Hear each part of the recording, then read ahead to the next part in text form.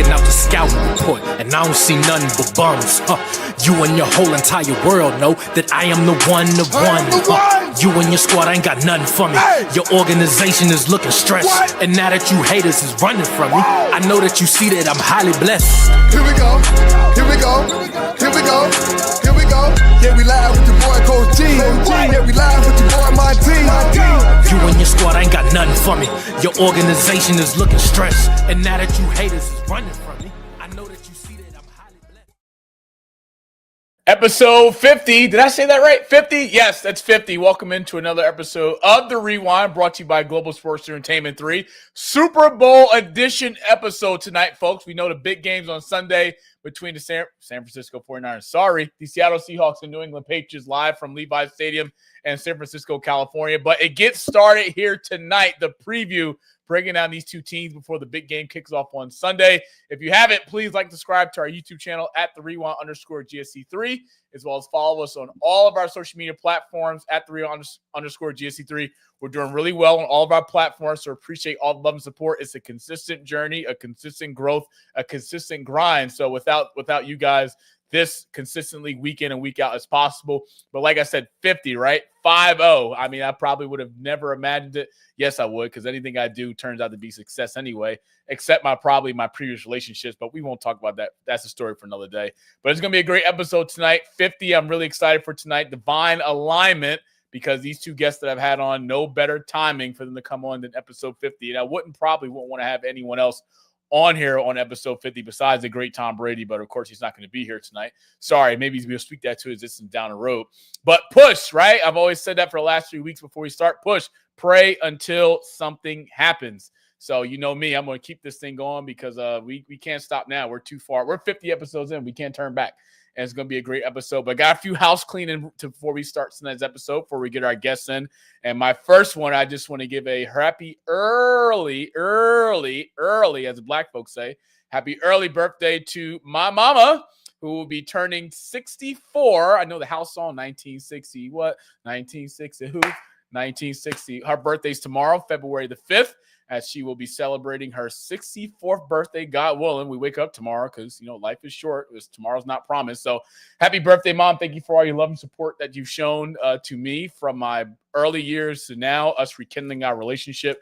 For those out there that you may not have known, our relationship hasn't always been the prettiest.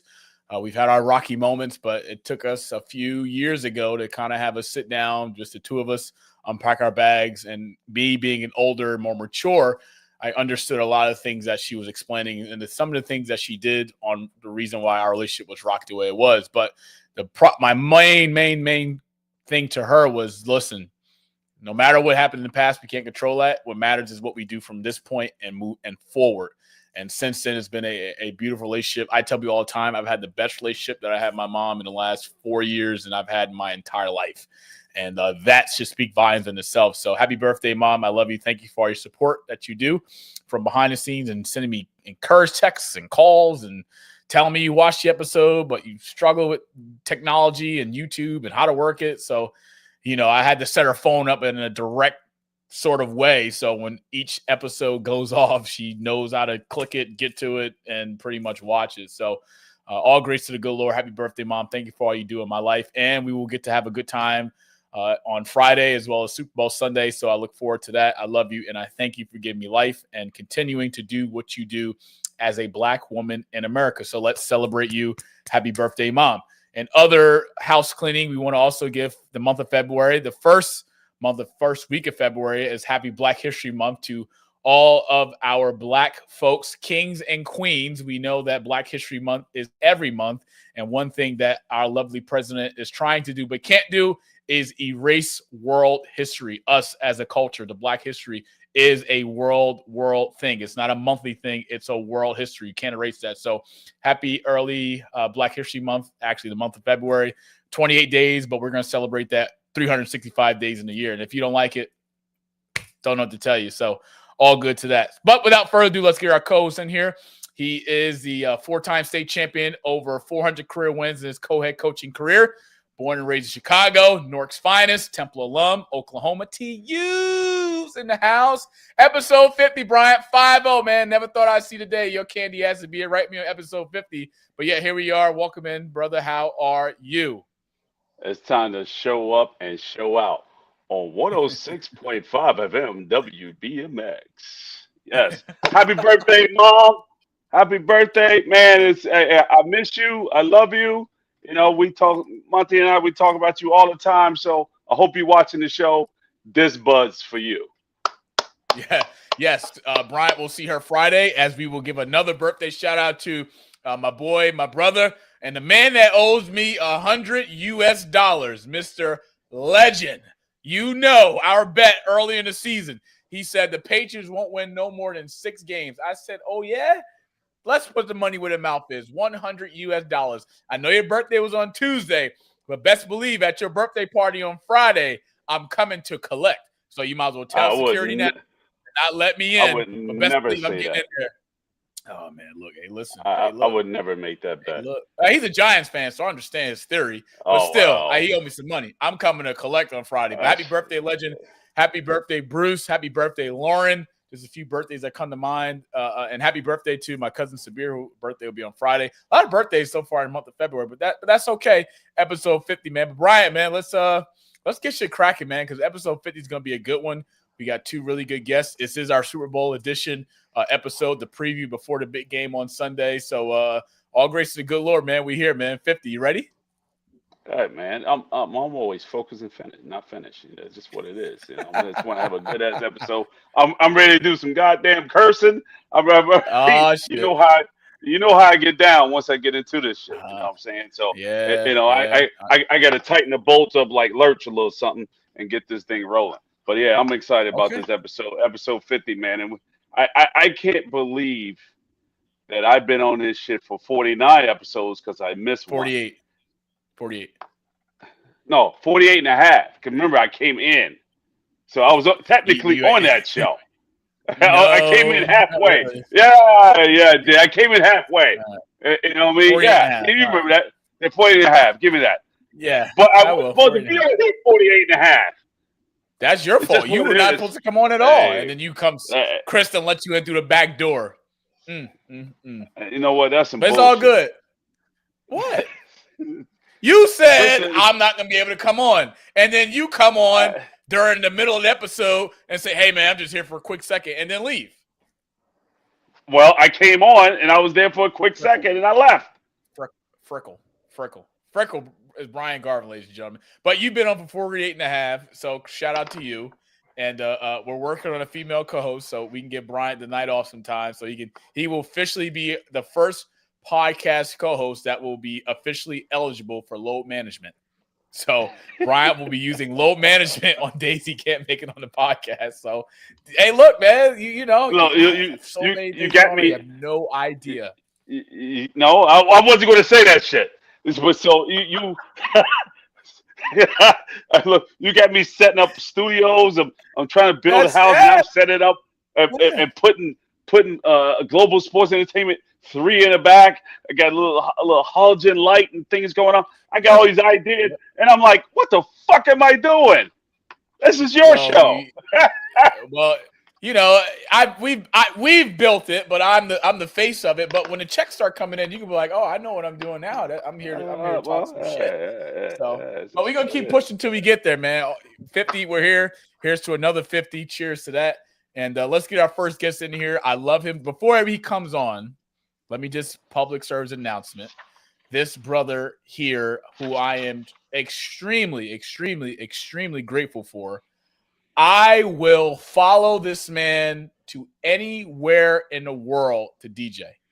This brother is just electrifying. He knows what he's doing. He's seasoned on the turntables. I know, Bryant, you were a former DJ back in your early college days, and I know y'all got stories at Temple. Damn it, another episode when there's a Temple person here. God damn it. Everywhere. It's like an owl. An owl is every motherfucking where. That motherfucker, you can find an owl in a tree, anywhere, everywhere. Except in between somebody's ass. We ain't there. But we everywhere else. And look, man, we met a few years ago, and our relationship has grown organically.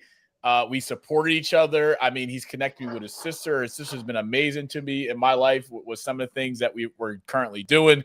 His sister also plays a part. Rachel plays a part in Tamika Dixon coming on, former WNBA champion. I mean, people that want to see you win will help you win. And this brother, his actions have aligned with his words.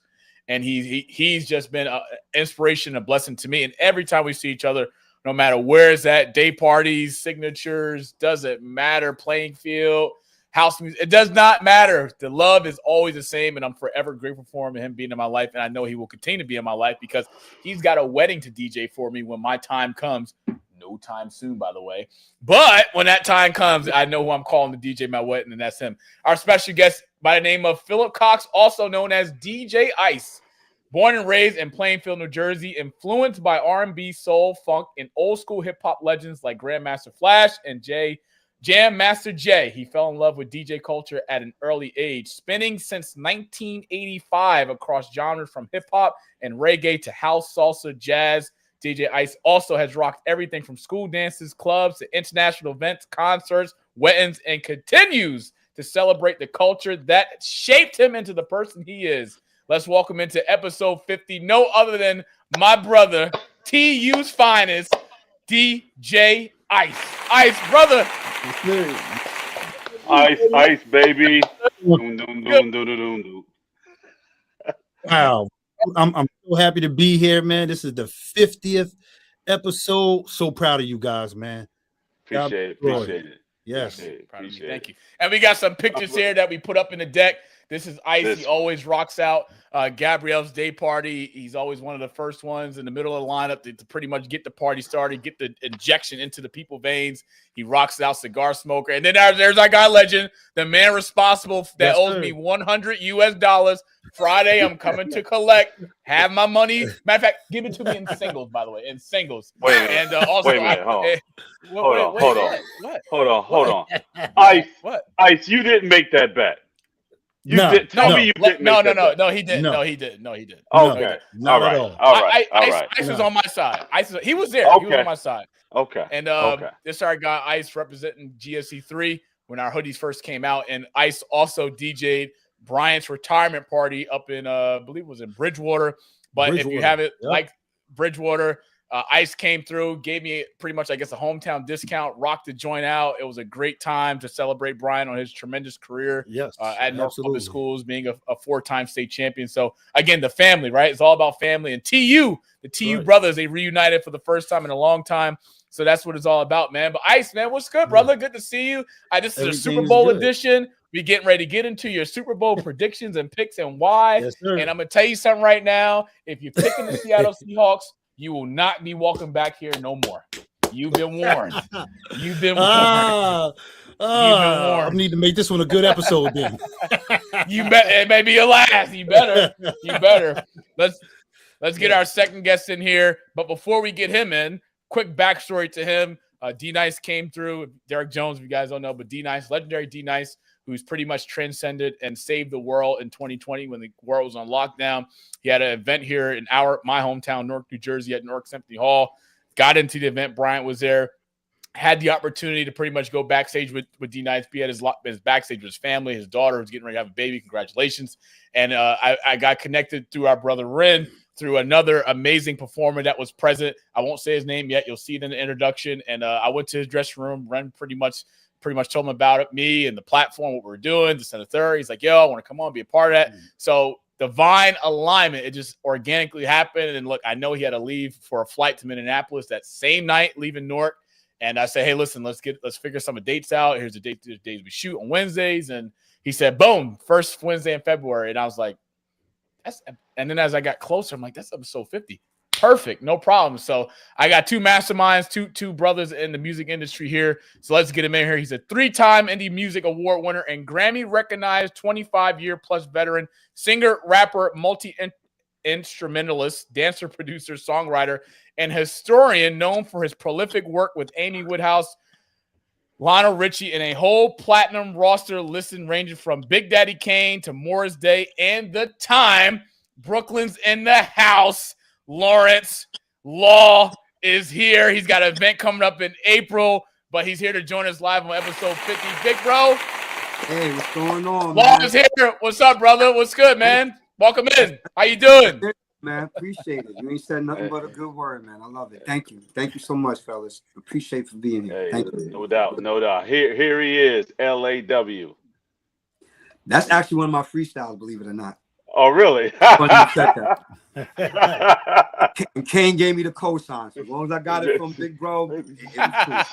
That matters. In store, you know. It is. But thank you, fellas. I appreciate it, man. No doubt. Always, man. Super Bowl edition. This cup coming Sunday. Let's get into it. Super Bowl Sunday kicking off at 6 p.m. Eastern time on NBC. We are officially down to 2 between the New England Patriots and the Seattle Seahawks, a rematch from Super Bowl 49, where the Patriots were victorious against the number 1 defense at the time, the Legion of Boom, or as I say, the Legion of Doom.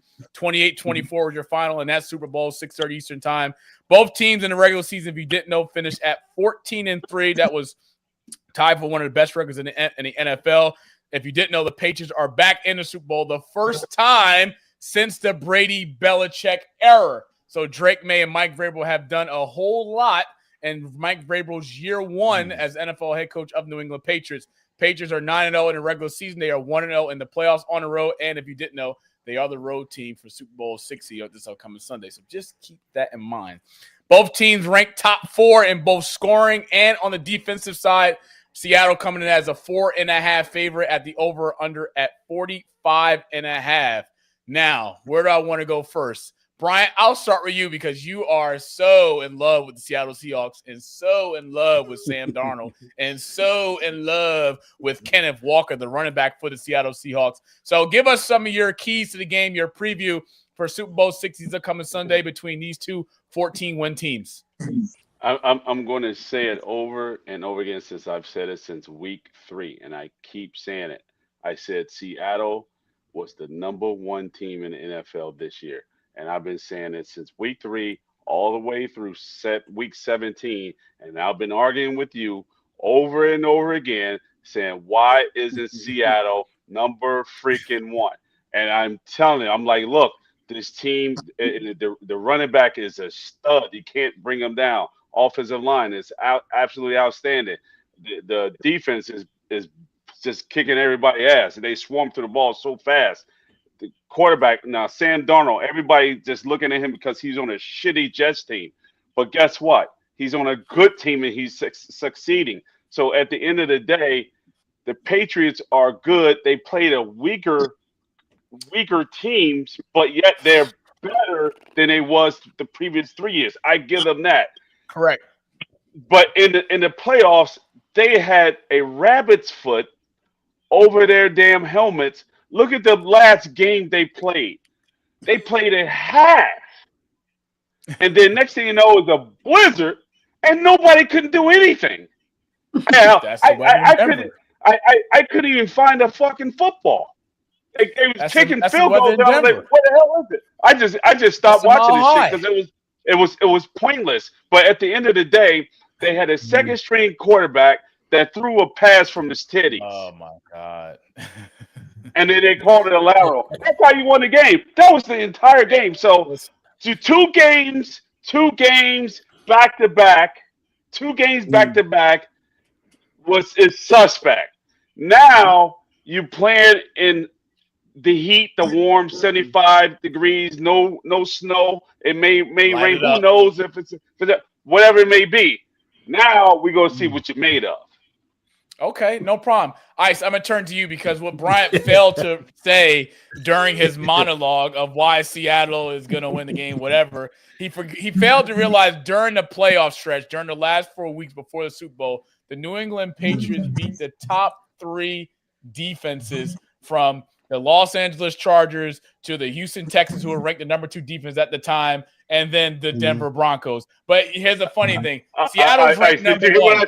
Seattle's ranked number 1, right? And did you hear what I said? Why? Absolutely not. Ice, give us your insight on this game on this upcoming Sunday. Do you have the confidence from what you've seen from Sam Darnold, despite his great performance against the Los Angeles Rams throwing for over 340 passing yards, a couple touchdowns. Do you have confidence that Sam Darnold can walk into Levi Stadium on Super Bowl Sunday and walk out victorious as Super Bowl champion? I do believe that. As a great receiving core. He does. As Brian mentioned, you have a running back that could take some of that load off of Sam Darnold, where he don't have to do as much. So, therefore, I truly, truly believe that Seattle will come out victorious. They're gonna get the job done, and the receivers are gonna shine. Cooper Kupp is gonna pop up out of nowhere, and that's true. All of a sudden he's kind of rejuvenated out there. But then you got to stop the other receiver. Which we will. Yeah, I don't see it. Okay. You don't got Mr. Look. Mr. Butler ain't out there to catch an interception on the goal line this year. But Christian Gonzalez is DB1. He's made up. We're gonna see what he's made of. Ooh. Everybody gets that whole big splash when they come out, because what did he do last year with Christian Gonzalez? He was on a 4-win team. So see what people fail to realize, when you're losing, the light's not really on you because they worry about everybody that's winning. But when you're winning, you're getting all the recognition. The spotlight's on you, and you have the opportunity to showcase your talent. And look, Christian Gonzalez, he's one of the top DBs in the game. You damn right. He is. Against JSN. Damn right. Lace him up. Lace him up. Just like my guy was, man, Mr. Diggs. All them interceptions that one year, then what happened the next year? Nothing. Oh man, nothing. But you're a Dallas Cowboys fan, so you ain't got much to talk about. No, nothing to talk about at all. Let's go on next subject. Yes, you do.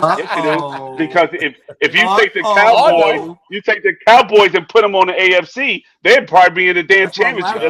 That's how ass they are over there. It's just what it is. No. Listen, Dallas has got to worry about the NFC East. That's number one. Second thing is, why are we even talking about the Cowboys in the Super Bowl in the same sentence? That doesn't even make sense. That's what I said. Move on. Let's talk about the Super Bowl matchup. Next question. Law, before we get into our Super Bowl predictions, and I know we have a few folks that pretty much sent some love to us ahead of episode 50 to give their predictions, can you explain to Bryant why Drake May, why Stephon Diggs will be victorious with Trayvon Henderson at running back, who just got married, by the way? Congratulations to him and his newly wedded wife. Why are we going? That's why they're going to lose. That's why they're going to lose, because he just did that. I mean, listen. I'm gonna say what I said earlier. Don't let me get started, because the thing is, come on, baby. You just said a mouthful just right there. Because considering how much of a game plan, because remember, now keep in mind, I'm just gonna say this to y'all Seahawks fans, just so we clear. Y'all made some very strong points, because you gotta remember, at the end of the day, it's always about who's gonna be victorious more so with the plays and how they execute certain things. And Seattle is not to be slept on. I say that in a heartbeat. Absolutely not. Absolutely not. I would say much respect, but you got to also remember, especially after this time, that now that the Pats done put their whole other plan together with these guys, because as a wide receiver, even he made a point like, it was enough. I said, but you got to remember, the work that they put in for this particular year to get to this stage in the game, you got to remember, the spirit of Tom Brady can come at any moment with May. Something weird can happen. Tell him. We've seen it. So even in that position, yes, we have. Yes, we have. Right now, this is going to be, and I'm going to predict this. This is definitely going to be one of the Super Bowls that everybody's going to be talking about for years. Because trust and believe in that matter of thinking, because knowing how the Pats that I grew up loving and how they roll, I said, you know what? They might have a game plan that's so furnished. Now, if it works, maybe. But here's the thing. I believe in them that much because we've seen the Pats come from adversity. And don't get me started on that game. Yes, we have. Go from that. We have. And to rise up, unless Seattle comes through with some, like I said, unless Seattle comes through with the, it's not going to happen. Then there's nothing we can say about it, because you know me, I'm not a sore loser. I'm the first person like, look, they put the work in. It's what it is. I'm not a crybaby. See, some people are crybabies. I don't do the crybaby. Sometimes it's your year, sometimes it's not. But I really feel that And I'm not gonna lie, the Pats definitely have more to prove. I'm not gonna lie about that. They definitely have more to prove. Damn right. Look, listen. Look at the rabbit's foot. A little rabbit's foot. A little rabbit's foot. I'm gonna say this. That's my take on it. That's the way I'm seeing it. And it can go away, but I'm be sticking with my Pats. You're not wrong. You're not wrong. And again, Seattle's no sleeper, right? We look at JSN this year. He's had over 119 catches of the year, over 1,700 yards receiving, 10 touchdowns. He's had 2 games. He's had 2 games in the entire season, including the playoffs, where he's had less than 70 yards receiving. 2 games this year. He is hard to guard on the outside. JSN is hard to guard on the inside in the slot. And what Kubiak has done from a schemes perspective, he's made Seattle that much better, and Sam Darnold's game has went from this to this. Flip side, I do understand why the Raiders now hire Kubiak as their head coach. I understand it now with that quarterback from Indiana, Mendoza, coming out. It all makes sense. But let's talk about this, right? JSN is in the slot is very dangerous. In my opinion, Carlton Davis has to bring his A game because we do know that Christian Gonzalez is going to be guarding him on the outside all night. I'm not sure if he's going to follow him into the slot. Carlton Davis, however, is our slot defensive back for New England Patriots. Majority of his percentages of snaps play is in the slot. When JSN is in there, God bless. That's all I can say. But in terms of him being over the top, I know Mike Vrabel defensively, he's going to put a safety over the top, double him all game, force somebody else from Seattle to beat us. Now, matchups, Gonzalez versus JSN, everybody wants to see that. DeMarcus Lawrence versus Will Campbell. Will Campbell last week and 2 weeks ago in Denver at left tackle, he didn't really impress me too much. I mean, the pass rush, they got to me a little bit. And DeMarcus Lawrence got a chip on his shoulder because last time I checked, he spent 9 years in Dallas, and he's made 0 NFC Championship appearances, 0 Super Bowl appearances. But damn, fast forward, he left Dallas, went to Seattle, won an NFC Championship, and now he's playing in the Super Bowl. It's funny what happens when you leave Dallas, baby. Good things happen. And then the whole Dallas thing, and I'm just laughing my ass. I'm just saying. I mean, look, he ain't lying, no shit. But still, I'm not. And then for me, we talk about Sam Darnold, right? Sam Darnold. Did I do that? I'm sorry. I knew ice was coming. That's all right. Ice was coming. And that's all right. We got Sam Darnold. Yeah, Sam Darnold. Look, listen, he's had a great game. Last game, over 347 pass yards. I talked about it was his first 300-yard passing game in over 11 games this year. The defense has been covering and hiding Sam Darnold for majority of the year, right? From weeks 1 through 10, he was 19 of 35, 54% completion for 339 yards on 9.7 yards per attempt. Fast forward, those astonishing numbers have became unmaintainable numbers. Why? In the last 10 games since, he's went 6 of 37 with a 16.2 percentage for 99 yards on 2.7 yards pass attempt. And he went from a 2 touchdown to interception ratio to a 1 touchdown to 5 interception ratio that quick. A passer rating, Bryant, you love passer rating from quarterbacks, right? He went from a 107 to a 9.0. Don't let the playoff numbers fool you. Don't let what he did against LA make this like, oh, man, Sam Darnold's going to be able to get it done. He's got to go out there and compete. He's got to go out there against another top 5 defense. No discredit to the LA Rams, but New England's different, and he's got to bring the beast. But before we get into Super Bowl predictions, we got 2 folks from our former guests that have shown us some love previously, and I had to put out a bat signal. I said, hey, man, I need this for the episode, Super Bowl edition. Get it to me. So, Chris, without further ado, let's get our 2 guests, former guests of the Rewind, giving us their Super Bowl predictions, and we'll follow up right behind. What's good, Monty and the Rewind podcast family? No. I'm here to give my Super Bowl picks for Sunday. I think this is going to be a tough matchup. I think the defensive side of the ball, these 2 teams are matched up pretty evenly.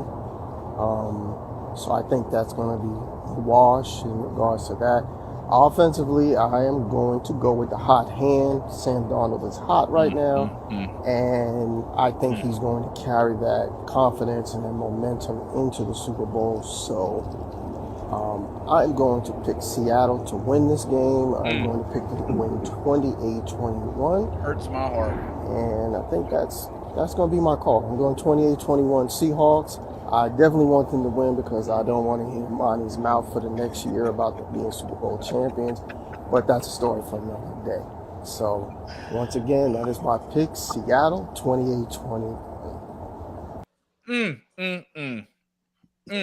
Just when I thought it could get any worse. Sunday then this comes the up. Super Bowl 60. It's going to be a great game between the New England Patriots and the Seattle Seahawks. And it's going to come down to a couple of factors for me. It's going to come down to the defense, which one of them is going to really frustrate that offensive core, that offensive front, and get to the quarterback the quickest.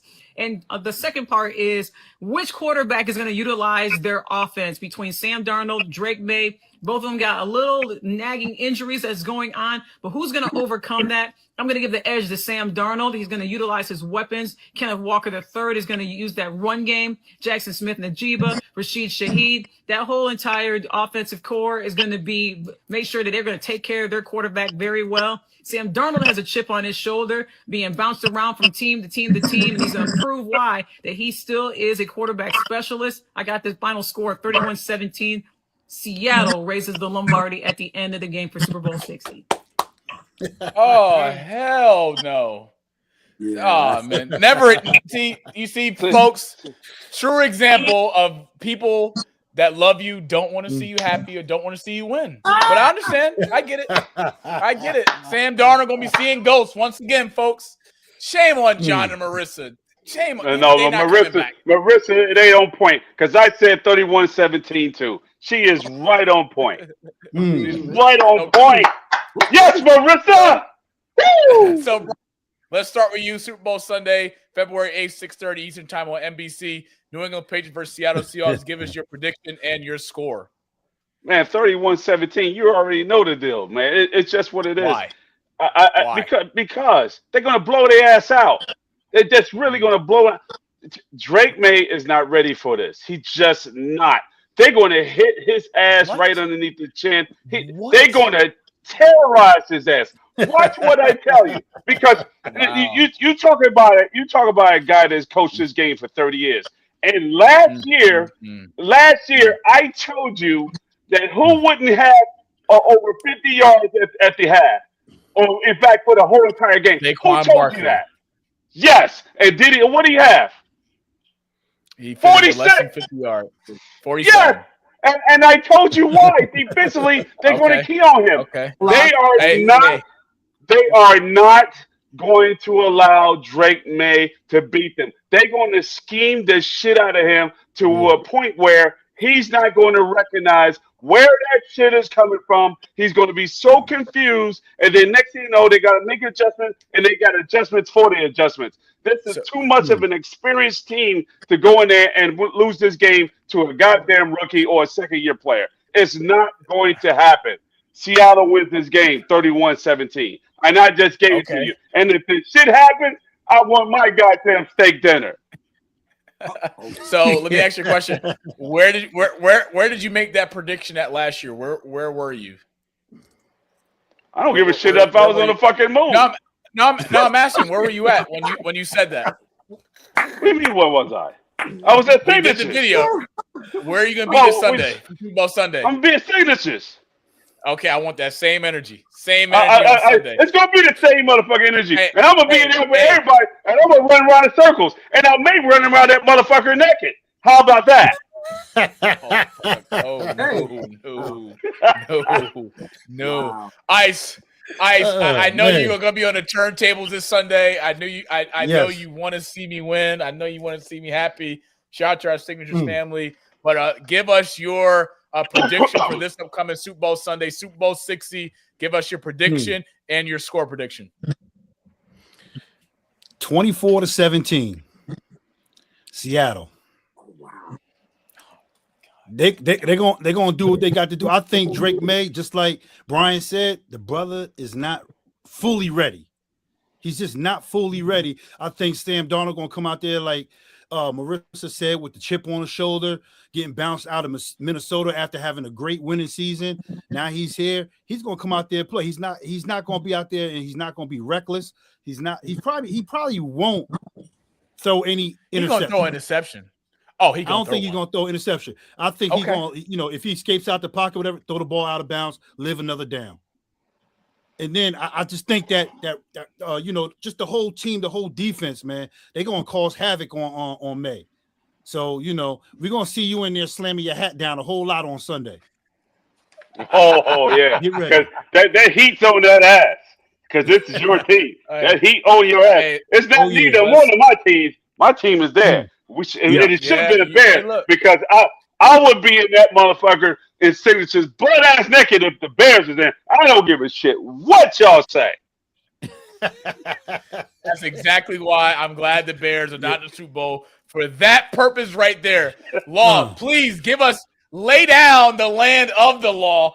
Give us your Super Bowl 60 prediction and your score prediction and tell the folks who's going to win the Lombardi Trophy on Super Bowl Sunday. I loved it. This is so much fun. I love this. This is me and my brother all day. This is what we do. That's why it's like being with my brothers and my cousins. So it's funny because I said something, the score that he had close to, but I have it, of course, for the Pats. I do believe that there might, if the honky part of everybody is inclusive with all these different stats and matches up against May and everybody else, I really believe that this may either become a shutdown where it can literally be. I see 24 to less than that for the Pats.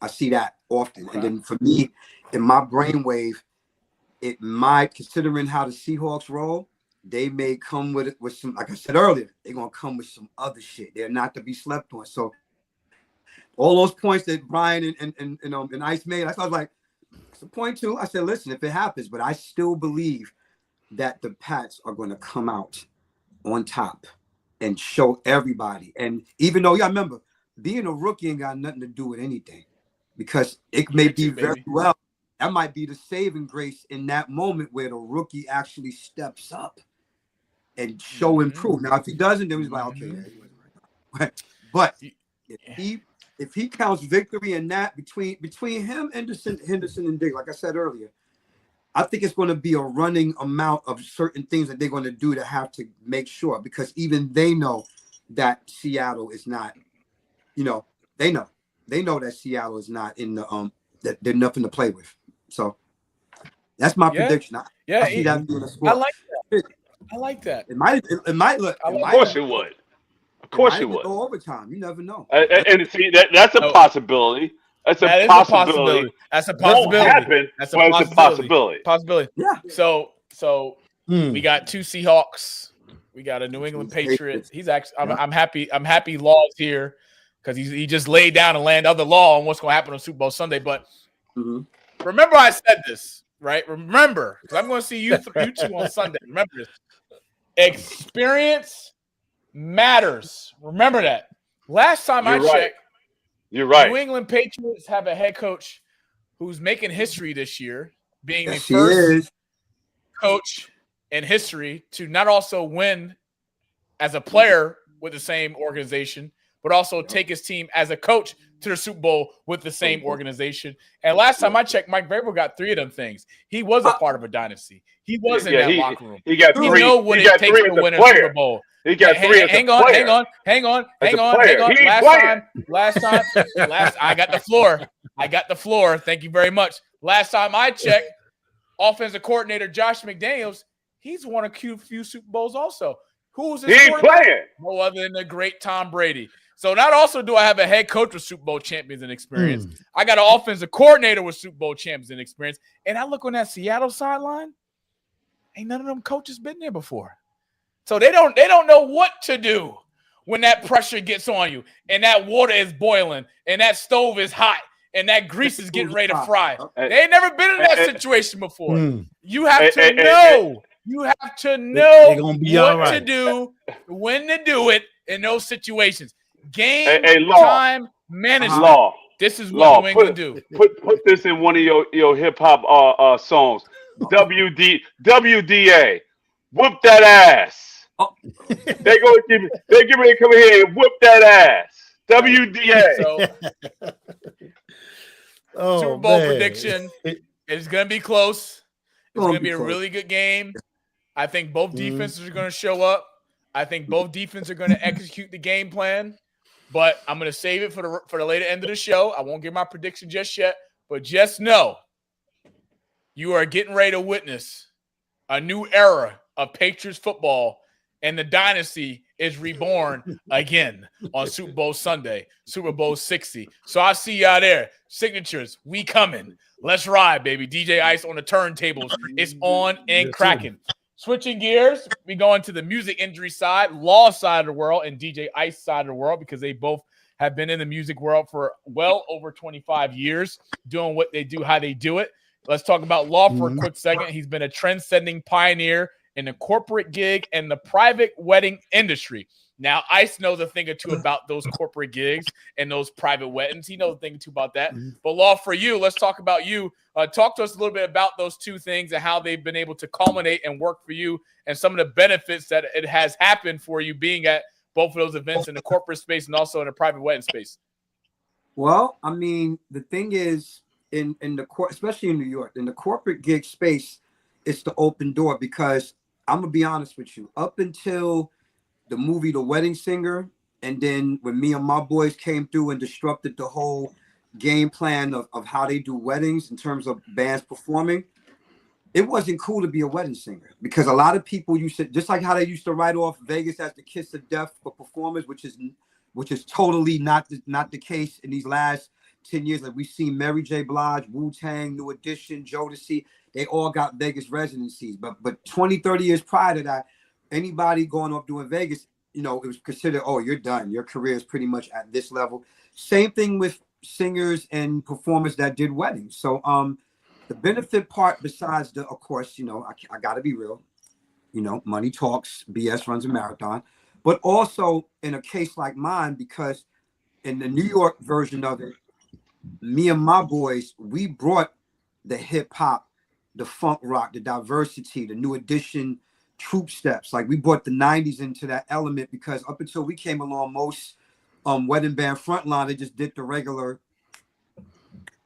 that type of and we came in with the, slide back, that, the Temptation. We came with the whole full form, to where most people that would attend these weddings, they would always say, it feels like I'm at a concert more than I'm at a wedding. And that was the whole idea. So me being a pioneer in that department with raising the stage level and the quality of performances as an entertainment field, it spanned over the last 25 years, and I'm still at the top of my game to this day. I'm still being booked and busy. We got gigs in 2027 and 28. That's how crazy it's been in terms of my day. That has nothing to do with the Planet 12 stuff and all the things I've done in the industry prior to me becoming a part of the corporate gig industry. So in a nutshell, it's very beneficial. I'm actually going to be starting to do some coaching now, as I found a lot of musicians and singers, they want to learn how to get corporate gigs, because a lot of them think it's just like, oh, if I do a 20 million riffs and sing, then I'm in there. I said, no, it's deeper than that. And I'm going to teach them the business, the ins and the outs, how to conduct themselves. Just so many different things to that element. So who better than me to teach it besides someone that has as much experience as me, Absolutely. Ice, let's turn tables to you, because Law brings it from a performer perspective. You bring it from the flip side, from a DJ perspective. Talk to us a little bit what has helped and worked for you in that environment, knowing that you're getting ready to walk into a corporate gig or a private wedding, and the expectations is pretty much high, but also knowing what to do and how to do it and how to perform and get the people what they want. All right. First of all, I'm going back to what Law was saying. Corporate wedding, the money is good.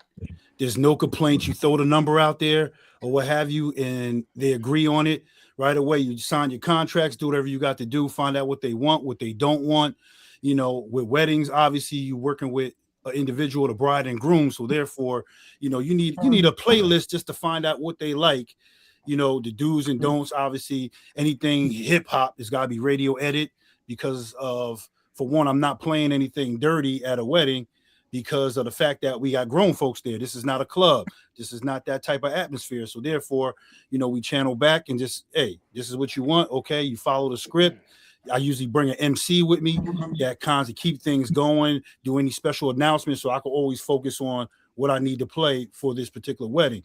Now, a lot of times when these weddings, when they're giving you a playlist and stuff like that, you don't follow the playlist song for song for song. No, you come in there and you play around what they ask for, because you got the you have the ceremony part, then you have the ceremony, cocktail hour, reception. So, it's always sometimes you just channel it down a little bit for the cocktail hour where you're playing the jazz music and everything like that. And then once the reception starts, then that's when you kick it up and, you give them what they want. They want a whole party theme. They want to be able to have fun with their family, their friends, all their loved ones there. And it's a celebration of two people coming together, for their future. So that is the fun part of doing weddings. Corporate side, it's really no issues with the corporate. You got come in there, just be super professional, find out what type of corporate gigs that you're doing, because corporate gigs, they can range from genres of music that you're not normally playing. So you got to be able to do your homework in order to understand what genres they want. It could be classic rock, it could be salsa, merengue, bachata, it could be Afro beats, it could be reggae, it could be a whole host of things, alternative music. So you always got to be ready for these things. And personally, doing corporate gigs and a lot of weddings, I prefer to do those. I've been DJing in the clubs for so long, and everything has changed. Everybody on the panel has seen things change, how people party at clubs now. You ain't partying. You on your phone. You sitting there just not paying attention to what's going on. We used to be out there dancing, come in, leave out sweating. You ain't seeing it no more. You ain't seen them. Maybe house music festivals and things that are directed towards house music, where people are there to really hear the music and feel the music. So therefore, they're going to party. And those are the between the two. The corporate gigs and then the weddings are the things I like. I don't mind doing the lounges and the club here and there. And as of 2025, like September, I don't do no more Sweet 16s. I can't tolerate the music. That's just me. I'm 52 now. I can't tolerate the music, so therefore I stopped doing those Sweet 16s. I'm done. I can't do it. Let's pass it on to the next young fella who's trying to come up in the game. Absolutely. And one of the things for me, just listening to this, it's good to hear a perspective from a performer and the person behind the mic, behind pretty much controlling the tempo, controlling the environment. While you've been successful to be able to do what you have done without a recording label, we know a lot of artists, musicians, and stuff and that nature, they don't have the opportunity to be as successful. But you've been fluid. You've been able to recultivate your career. You've been able to improve and get better year in and year out. But for the people out there that may not know how to be successful without record labels, what are some of the things that have worked for you to make you who you are today? Well, first rule, I will not compromise any parts of my integrity, my character, and what I stand for as an artist, as a musician, but to be honest, as a man, a black man at that. So that's one part. That's the most important part, actually, because the thing is, I've been able to thrive in the corporate gig scene because I wasn't shucking and jiving. I brought something to the table that none of the other bands and different people that were putting that together were doing. When I first came to Element Music, shout out to my main agency, they would always say to me, we've been looking for a guy like you. And here's the thing about that, because I had two different kinds of record labels situations. There were those that wanted to sign me, but the contracts were bullshit. Then the ones who just rejected me, and it was so crazy because meanwhile, most of my friends, who most of y'all may know, people who've been in the industry for so long, and then they see oh, damn, Raw knows so-and-so, love with that.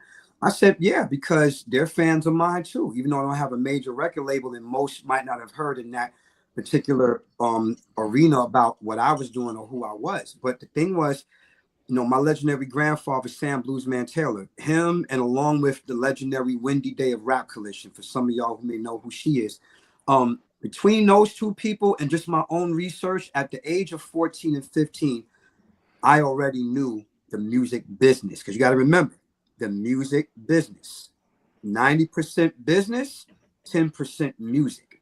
Once you learn and understand the difference in how both of them work together, you become unstoppable. Because I was just like everybody else. I thought I was going to have the American dream in the music industry, get a record deal, become famous. And that's when I realized, when the games were being played, and you would think that they would want to sign someone who plays all the instruments, sings, raps, does all his own harmonies, does all my choreography. You would think that, but no, I realized they wanted control.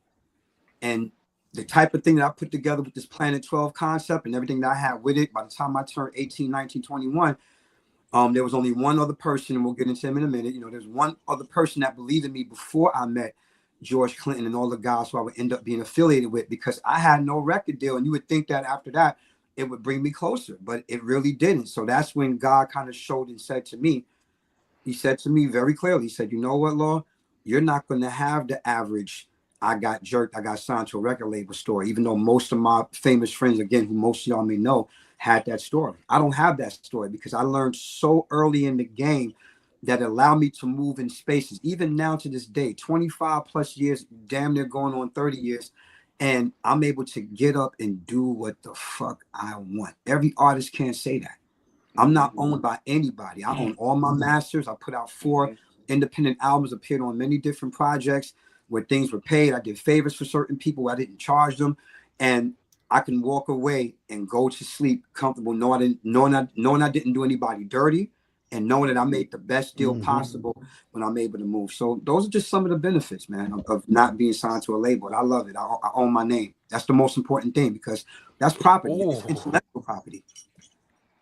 Yes, that's one thing, you know, that you're saying that, and it's owning your label. Because, you know, when I did the music business for like 10, 12 years, can't remember, till my partner passed away, then I just kind of gave it up, because I saw so much within those 12 years of how shady this whole thing is, and the things that happen behind the scenes when you don't own your own label, with managing 3 or 4 artists that I had, and most of them, all of them were females. You know, there's certain things that you have to do as a woman, you know what I mean, in order for you to go through the roof. And I wasn't comfortable with that, you know what I mean, especially with me having a daughter. And I've seen some things to where I almost had to take some heads off. So at the end of the day, you know, with the climate, what's going on right now with this orange figure, they look like a figurine that's behind me, that's, you know, doing what he's doing with this pedophilia type shit, and the music business. You know, this shit is rubbing me the wrong fucking way, because I'm a product of a parent that has a daughter. And if I didn't like it when I was in the music business, and I don't like this shit that's going on now that I'm reading, because it reminds me of the damn music business. The fucked up part is that we have a few artists that's in jail right now for the bullshit, and this motherfucker is running the country. So I got a big time problem with it, and I'm not going to stop until something gets done, because I'll raise hell. I'm retired. I don't give a fuck. I own myself. Ain't nobody going to tell me anything. That part. So at the end of the day, I hear exactly what you're saying about owning yourself, and that's important. You know the ins and outs of the business. Can't nobody tell you shit. Can't nobody force you to do anything. Right. But with these young girls, they're forcing it, and it's like, where are these fucking parents? Like, you gave your children to adults that are, I mean, you gotta be sick in the fucking head to give up your kid so they can sodomize them and rape them and put their fingers. I mean, that shit is disgusting. You can't go along with this bullshit any longer. But yet people turn a blind eye to it. There's one guy on there, and I sent it to Monty. The motherfucker said, "What is wrong with raping children?" What the fuck? I will send this shit to you. The motherfucker said, "What is wrong with raping children?" I had to listen to that shit 10 times to make sure. No, it wasn't AI. It wasn't AI. I had to hear this shit 10 times for this motherfucker to sit there and say, "What is wrong with raping children?" Yeah. And you trying to figure out why we have problems. That's right. Because of the mindset and thought processes of these corporates Yeah.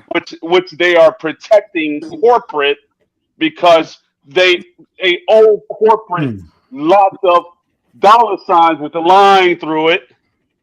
Too much of this. You got to rub noses and too much money that you owe people that you're a process of the devil. That shit's crazy. Yeah. Absolutely disgusting. And I just don't condone it in any part of any corporate business because it's happening everywhere, not just with these fools. Yep, everywhere. Yeah. You know, Law brought up a good point, man, to not his integrity, his manhood as a black man in America. Ice, same thing. Bryant, same thing.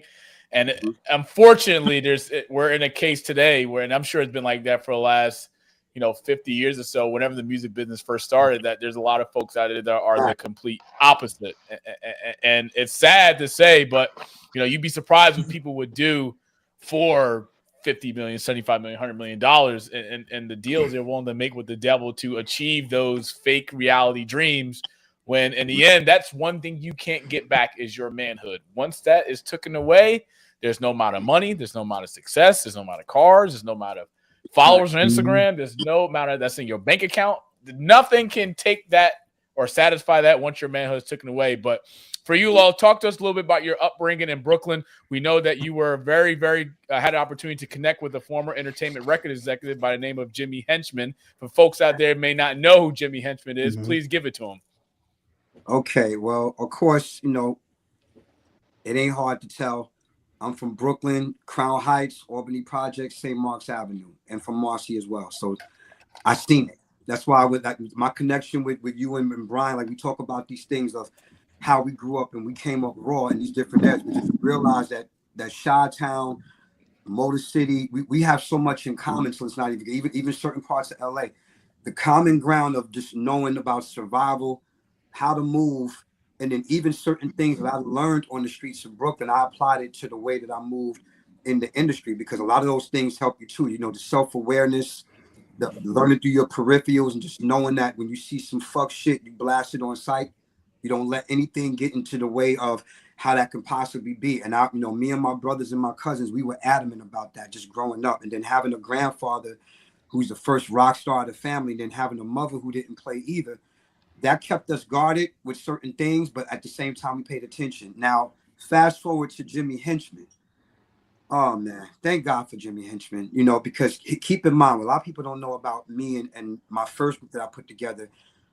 We almost got signed to Bad Boy, just so y'all know, because the Bad Boy's vice president, Harv Pierre, used to be the intern for Henchman Entertainment. There's a lot of history there. So on any given day, I would come into the studio. Harv would be right there. The legendary Haitian Jack, if y'all know what I'm talking about, those that know, you know your street history, all those different elements. Jimmy Henchman was the first one to believe in my crazy ass Planet 12 concept. Up until that point, of course, like I told you earlier, rejection. Then there were offers, but of course the deals were shitty. Jimmy believed in me and my concept. And even though in the end, we stayed with him for about a couple of years. Shout out to Bryce, the legendary Bryce Wilson, my big brother, and Amel from Groove Theory. I know they had the #1 record, Tell Me. And I saw that record literally being rehearsed when they first got signed and everything. I've seen a lot of stuff. And the thing is that they allow me to grow as a producer because even though you'll hear certain things about Jimmy on the outside or whatever, I'm here to tell you up front for everybody that's watching, Jimmy ain't never involved me or none of my group members in any of that stuff.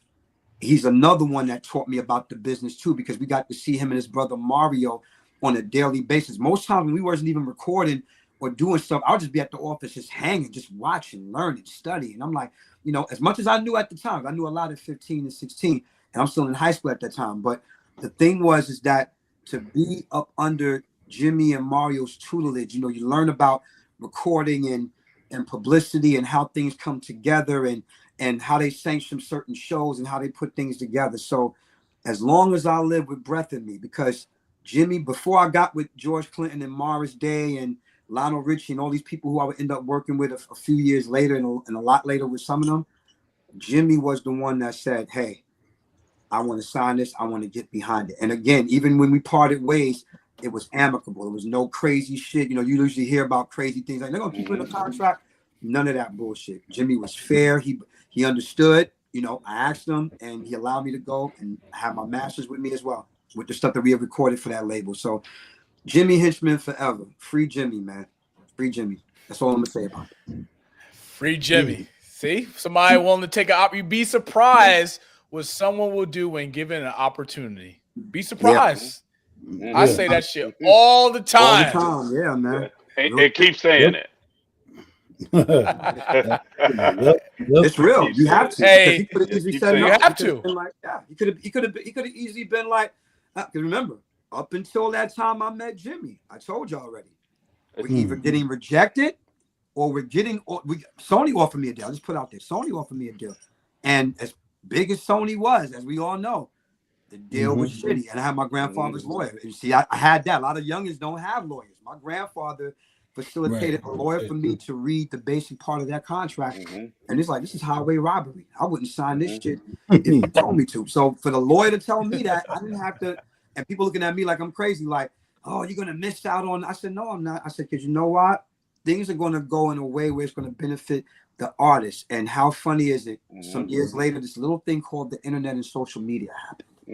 And I'll just leave it right there, because we see how it changed the world, but it benefited artists like myself who wasn't willing to sell their souls. And thanks to the corporate gig community. See, I remember the corporate gig community kept me rehearsed. It kept me up front.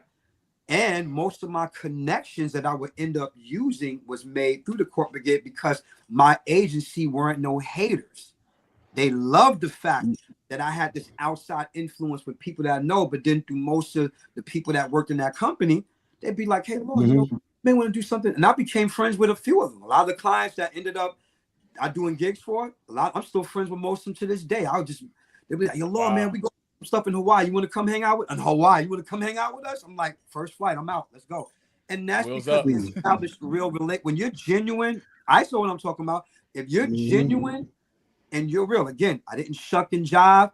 I didn't kiss nobody's ass, and I damn sure ain't doing the other thing either. So the thing is, for me, and that's out of respect, because I realized that they love me for just me being me. So why would I have to be anything else but that? So again, thanks to people like Jimmy, like George Clinton, like Lionel Richie, like Dionne Warwick, like Ray Chu, all these people believed in me and said, hey, come rock with us.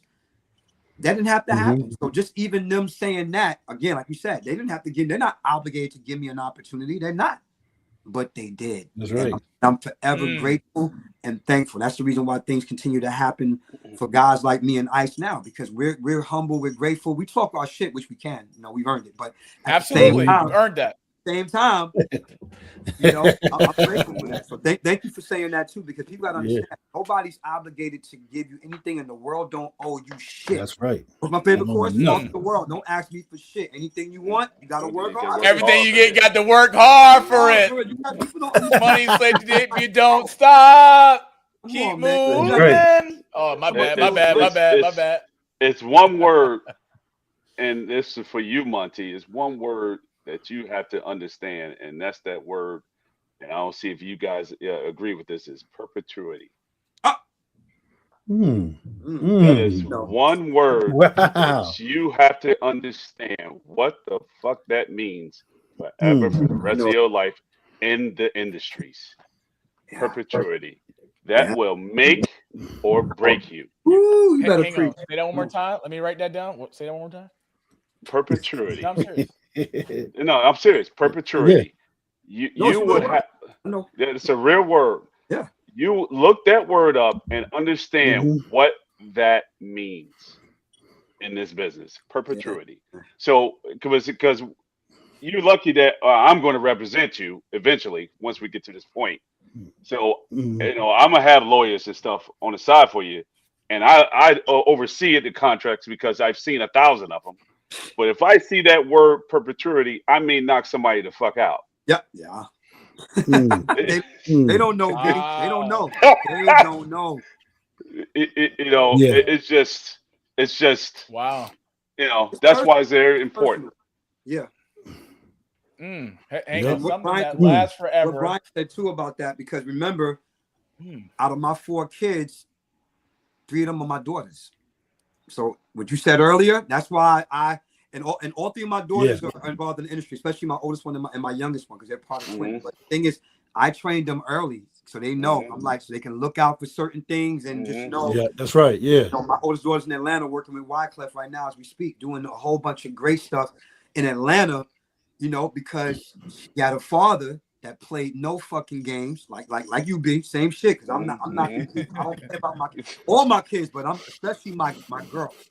I will knock a motherfucking head off in a heartbeat. You don't want that problem. You don't want goons at your door. It's real. Because the bottom line is that knowing what I've seen and what I've heard and certain things, people got to understand, man. It's like, and I knew because they couldn't pull one. See, because my mom and them trained me and my brothers and them. I'm like, they couldn't pull a wool over our head. So we wasn't sitting here thinking like, well, maybe if we took the 50 grand or, you know, maybe if we did, man, we ain't doing none of that bullshit. And look how things end up turning in my favor 15, 20 years later to where I'm thriving so much and people asking me, how did you link up? You know, every day I get the questions about, that's the number one question I get in my inbox. How did you and Amy, how did you and Lionel? I said, there's a lot of stories I can go into, but I can tell you this much. Like you said earlier, Monty, alignment is important, but also my self-respect is at the forefront. Because that's right.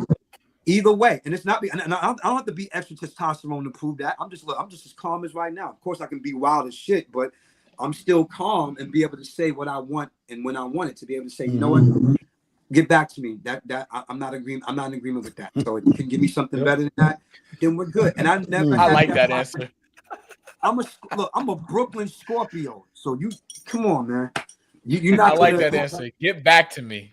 Get back to me. It's like, I'm going to be like 100 less. Like I told y'all. I like that. Get back to me. I've done favors for a few people. And then you know why? Because people that looked out for me and did favors for me. Because it's the law of reciprocity. Is another word. The law of reciprocity. If you come and it makes sense, I said, just keep it real. If you want to give me with the budget, I said, no. Keep it real with me. What is your budget? Right. Do you have one? And then I'm like, you know what? Well, I usually try. I said, you know what? I'll work with you. Let's do this. If it's fair, as long as you do this, then we're good. And I've been in great situations where the favor got returned. So when I come to Chicago, I got niggas. When I come to Chicago, when I go to Detroit and I go to Miami, it's like, yo, Lord, man, where you staying at? He's like, yo, we got a room over here. See what I mean? And the thing is, you know, I don't ask for much. I'm very simple when it comes to things like that because I'm real to play games with anybody. So for me, it's almost like the minute I even smell some fuckery, I'm gone. I'm on the first flight out. I'm gone. First flight out. Yeah, right. It's real shit, man. So I'm glad you said that, B. I'm glad you said that. Dropping gems on a Wednesday. Planet 12, it's been a success in the rise from the creation from when you started it before, of course, working with it and being mentored by Jimmy Henchman. But fast forward today, Planet 12 has been on a rise of its own. And now coming down the pipe of 2026, you have an event coming up in February. Tell us a little bit about Planet 12 and tell us what you're looking forward to most with your upcoming event coming down the pipe in February. April. Yeah. So for those who are watching, we're going to get to that part first. April 17th at the Cutting Room, I will be doing my critically acclaimed Prince tribute show. For those that don't know, I have many heroes from New Edition, Stevie Wonder, Jimi Hendrix, Mars St. Tom, obviously. But Prince is my number one hero. So for most of the time that we've done these shows, because remember, we're not a tribute band, just so we clear. We're not a tribute band. But because of the way we paid homage to Prince and the Minneapolis sound over the last 6 or 7 years, it has really cultivated acclaim on its own because we don't just do stuff from Purple Rain and the regular mainstream stuff. We do the B-sides. You know, Prince was known for his B-side. We do the B-side stuff. We do all the affiliates like the Times, Sheila E. You know, we got something for the ladies too, as always. You know, we do stuff in a balanced thing. So on April 17th, at the world famous Cutting Room in New York City. Get your tickets on the website. I promise you, when we say we give you your money's worth, this is a high energy quality show. Ain't nobody just standing around just doing normal songs. Get your tickets. It's going to be one of the 17th. April 17th. Hey, I just looking at my calendar right now. Yo, that Friday, I'm good. Let me check my calendar. Let me check that. Hold up. Yes. Hold up. Oh yeah. Where's this? Where's this going to be? Pictures too, so that's Cutting Room in New York City. Bryant, wake up. Yes. I got so much stuff to do. Man, so do you have no idea? So look. Hey, look. I'm gonna tell you this, right? Fuck Bryant. Me and Ice were going. April 17th. Yeah. We going. We in the building. I already put it on the calendar. Actions. Look. You know me. Actions aligning with words. That's it. I'm the OG. That's it. On this thing. He got to remind me about shit because my shit is just spinning. Yeah, you do. Because I'll be in Texas. I'm gonna be in Texas the next week. No, but here's the thing. So I mean, that's so funny I said that. But the thing is, again, if for those who are not busy and just for those who just want to see a good show, because one of my models I have is called "Support or Shut Up," and why I created that motto, it's on the back of my merch and everything, because I get so fucking tired of people, especially our people. Yo, bring the real music back. And never show up. Music never left. We just got to go out and support it. When my big sister Layla Hathaway, the great Layla Hathaway, when she comes to town, if I'm not gigging, I'm there. And I've known Layla for over 17 something years. So the thing is that you got to remember, that's family.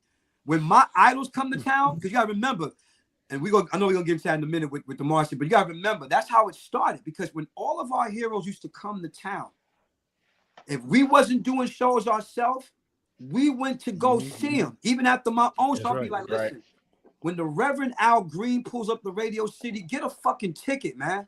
Because God forbid, when we lose I hate the whole boo-hoo thing. I hate that shit because it only means something. I wish I seen this person. I wish I seen that person. Yeah, you don't want to. Then it becomes phony because people don't want to show that kind of love when people like Jeffrey Osborne, who I've worked with for a whole year. You know what I'm saying? Like Jeffrey, I've been a diehard Jeffrey Osborne fan since I was 7 years old. So to be working with him, love Jeff. I utilized every minute that I was with him. We hanging. I'm asking about LTD, like how did they record? I'm asking all the real shit that us guys would really ask, and I'm taking every moment. Why? Because Jeffrey Osborne is in his mid-70s and still kicking ass. Fucking Lionel Richie, who I'm very close to. Me and Lionel talk every other 3 days. Dig what I'm saying? That's my hero. So my thing is, we get into these conversations about music, and I hear people just talking about bring the music back. No, support the ones and the new guys. I'm not necessarily new, but just more so the people who you might have heard of, that they're doing that, and that starts with the show. Everybody got an excuse. If you live in the tri-state area, now mind you, if we talking about health and stuff like that and things happen, I get it.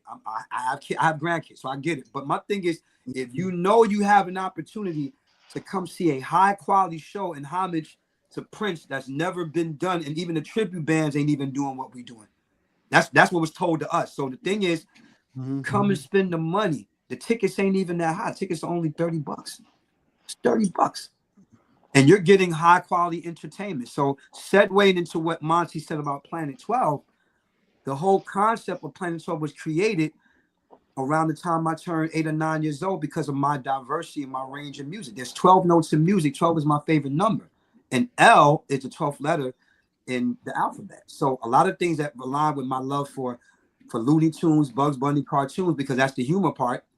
And then there's the I'm a Trekkie. So Star Trek and Star Wars and things like that and science fiction. That was my favorite subject in school besides English.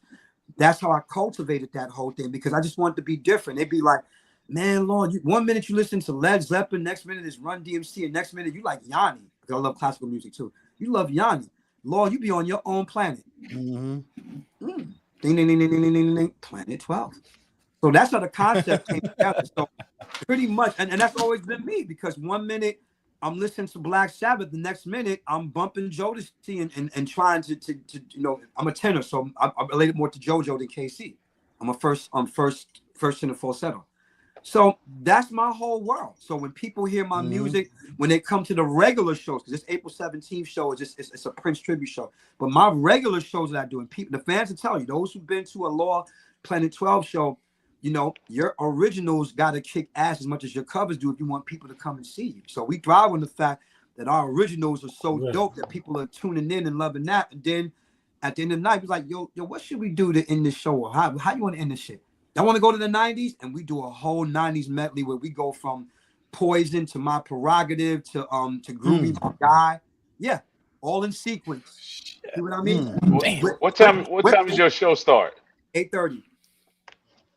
And we do the routines too. Monty knows we do the routine. We do the whole routines. Oh. Yeah, all the. I know. Yeah, you know he's seen. Law preparation for these events, and I met him for the first time, so I got to see behind the scenes before he came on stage, and I got to see post show after the shit. I mean, one thing I tell you after what he wore on stage, gone. It's destroyed. Throw it in the bag. Sweated it all out. I mean, that is hard work.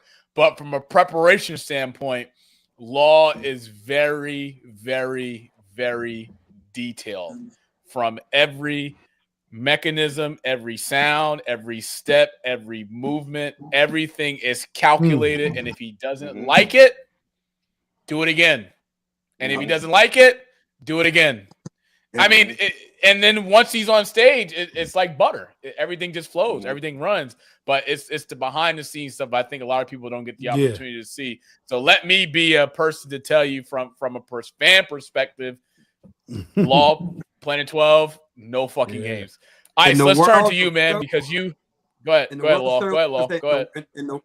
In the words of Queen Cheryl Lee Ralph, a.k.a. the original Dream Girl, stay ready so you never have to get ready. That's the important part. At this level of age, there's a difference between old and older. Inevitably, we get older, but we're forever young because we can never get old doing what we love. That's the reason why we don't look our ages. Because when people be like, damn, Lord, Monty tell you I wasn't out of breath, I wasn't lit, none of that. Because the thing, and I'm not trying to prove nothing, because he was actually in the dressing room with me and Morris.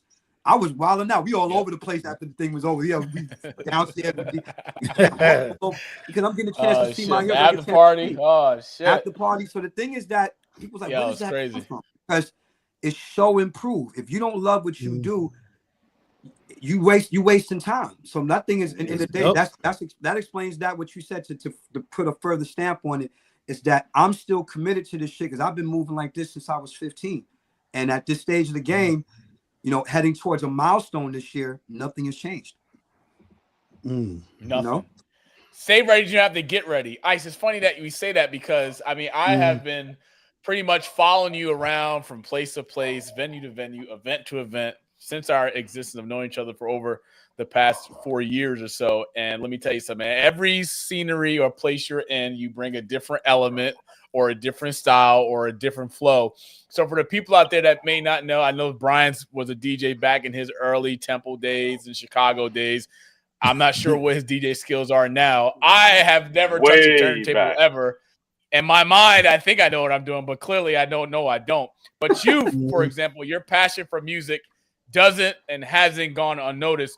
But take us through what your mindset is like when you enter certain arenas, certain events, certain venues, and you know that there's a level of expectation that you've got to meet. But when you're getting into that flow mentally, take us through from a mental perspective, what's that like for you? And then obviously the execution part when the house is burning down and the people are screaming, ice! Look, just like you said, you got to be ready at all times. I mean, it's different venues and different places that I did, whether it was tailgate parties out at MetLife and it's actually cold outside, it's snowing, your hands are not functioning right, DJing. It's crazy. You got to be mentally ready. You got to be able, like I said before, do your homework. You got to know what genre of music that you're going to be playing for. I never set a playlist ever and say I'm gonna follow exactly what I said, because the room is always going to change. You got to be ready to go. You got to be ready to flow. You don't know what you might play stepping into the building. I don't know. I just get there and all of a sudden I just play, okay, let me start with this and then get the flow. And then you take it from there. You just go. I mean, it's been years since like I said, since 85, DJing and learning from different DJs, growing up and saying, oh, okay, oh, I need this type of equipment. I need that. I always want to try to get the best equipment that you could possibly get to make me sound good, to make other DJs, when I do sound setups for other DJs, from Red Alert, my man Ty Boogie, Danny D, late great Mr. C, so many DJs I did sound for, and I always want to sound good. I always want them to sound good. I'll never do nothing to ever jeopardize somebody else's set, no crazy stuff. I heard all kinds of stories through just going to different clubs and different parties, atmospheres, whether it was traveling overseas, doing Caribbean islands or anything. So you always got to be prepared. You always got to, your music library has to be so extensive. And this is where I get younger people that constantly hit me up. I need some music, this and that. And okay, I'm gonna send it to you. But when you play certain music from our time, from the 80s, the 70s, the 80s, the 90s, it's like you almost had to be there to understand why you're playing it. Mm-hmm. Because you're playing for people that, that just, I want to hear this. Sometimes you got to go left a little bit to remind people, remember we used to do this? Remember we used to party like this? And this is why I love DJing in New York City. In New York, because they just love music. And then when you're in the era where you playing old school hip hop, they even love it more and they appreciate it. Not saying that Jersey, Pennsylvania, nobody appreciate it, but it just hits a little bit different when you're in the city. And it feels so good just to open up your bag of music and say, I'm going here. I'm going James Brown. I'm going Parliament Funkadelic. You just hit so many different levels and it feels good. And when you start, I got these people on the dance floor. It feels good to just open up and just do what you got to do, and the passion of music and DJing that I have. And it hits different. It hits different, totally different out there. You better preach. Pastor Collect. Hey, Ice. Hey, listen, man. Right. I told you I will follow you anywhere in the world where you're playing. I don't care I'm where you're playing at. Hey, look. I mean, Taste. Go ahead. Go ahead, Ice. No, I'll just say we have a good time out there, man. And a lot of people, a lot of DJs, some DJs are in their zones where they don't branch out. And I used to be that way. I used to stick right where I was at. Why? Because I'm carrying crates of records in the club. So therefore I got like 4 crates of records that I'm carrying. Nowadays, me, Brian, y'all know, we can't carry that shit no more. That shit is treacherous, dude. Because when I first started doing them sound checks and carrying them big heavy ass speakers, let me tell you something. Them sound checks, that shit is forever in the goddamn day. And carry that shit in crates back and forth.